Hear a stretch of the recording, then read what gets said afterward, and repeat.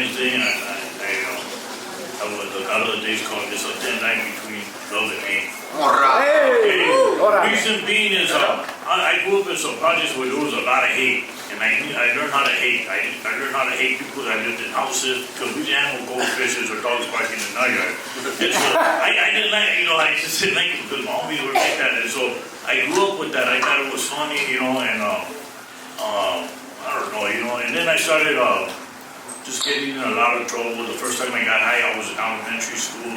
The teacher actually got me high. He gave me a joint. I went to a football game with him. He said, "Hey, you ever smoke?" And I never did, and I smoked it, but I never said nothing because I just kept quiet, right? So I learned all this, man, growing up in the neighborhood, and what happened was just a lot of hatred and stuff was in me. I hated people. I don't know why, man. They didn't do me dirty. And then I didn't like people that worked.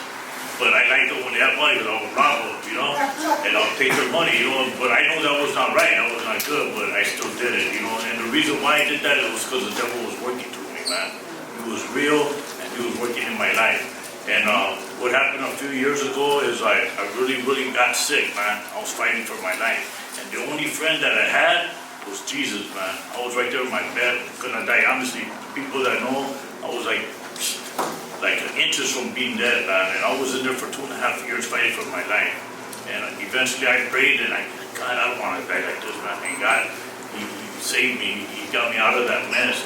And I'm so grateful, that I'm alive. A lot of the thing that hurted me the most though was when my mom died, because she died and never seen me doing good, All I did was do drugs all the time, I'm not lying, man, every single day. I lived right in the middle of the project, so I used to see my homies, and I would go out there just so they could call me, and I knew they had some loquera, and I'll get high with them. And but I learned a lot, now that I read the Bible and stuff, man, and I would say, man, why did I even do all that? I started reading about the devil, man, that he's a punk. I started reading that he's a liar, that he ranked down, that he's a snitch, and all this. Man, if anybody got paperwork on him, it's the devil, man. I can tell you, I'm serving this book. And then I started realizing how Jesus is so good to us, man, that he was willing to sacrifice his life for us. That's a down homie right there, man. And I go, man, he's able to, he doesn't want to do that. A lot of us, we come out of prison, we think we're bad, we're hardcore and stuff like that. But the only reason why you're still living is because the hand of God was upon your life that time. You're lucky you didn't get stuck, or homie didn't take you out. You know what I'm talking about. You did some false stuff. A lot of us did, but we're fortunate to still be here at Homeboy Industries. The one thing about Homeboy Industries, it showed me how to love, man. Thanks to Father G, man. I never met a man like that in my whole life, man. Man, this dude's like Santa Claus, man.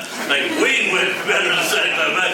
I said, man, I couldn't believe it, man. I couldn't believe that he really existed. I go, man, is this dude real, man? I started talking to him, and he doesn't shave, man. He's always the same, man. Like, man, he's so kind, and so it's Homeboy Industry. I learned a lot from the homies right here, that show me love and respect, And one thing I learned too, también, is the devil is there's sort of 7 things that the Lord hates, and one of them is a lying tongue.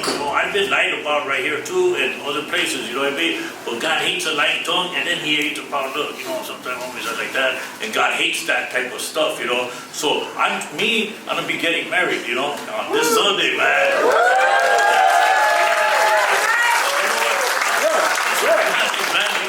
I didn't believe that I could get. I already have been married twice, but it was because the reason why I'll tell you something. The Bible says, "Whomever God brings together, let no man separate." Not whoever I bring together. So I used to think, like, when I got my first divorce, I started looking at my neighbor. I said, "Man, she's very pretty, man. One of these days I'm gonna marry her."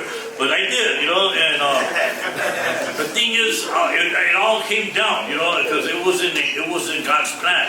But this time it's God's plan. The girl that I go to church, she goes to church with me. She's never been involved in drugs or gangs, and she's from East LA too, and she just didn't like that. But I don't know how God did it, but she sees something in me, man. And I know that, man, keep on seeing that, you know what I mean? For the rest of your life. But I'm very happy, and you know what? My happiness is for everybody right here to be happy too. You know what? I have hard times. I used to like, hey, you don't like me, I don't like you. What's that? Simple as that. And then I used to have a lot of vengeance in my mind, bro. And I don't act on it anymore. You know what I mean? I had vengeance, like, come over right here, get my homeboys. Oh, this guys are slipping. But I don't do that no more, man. I refuse to act on those thoughts now. You know what I mean? Because I'm doing the right thing. So of course the enemy's gonna come against me because he hates that I'm doing good. But one thing I do now is I go back. I still go back to my homies because I don't forget them. But I try to convince them, come on, homie, look at me. Homie, I was in the hospital. I was a drug addict all my life, bro. And look at what God did for me. He brought me out of that mess. And I'm here at Homeboy Industries. So I give a big shout out to Homeboy Industries. Everybody here, love Jesus, man. He's the only one, man. He's the only one. The other one, your survey, if you're not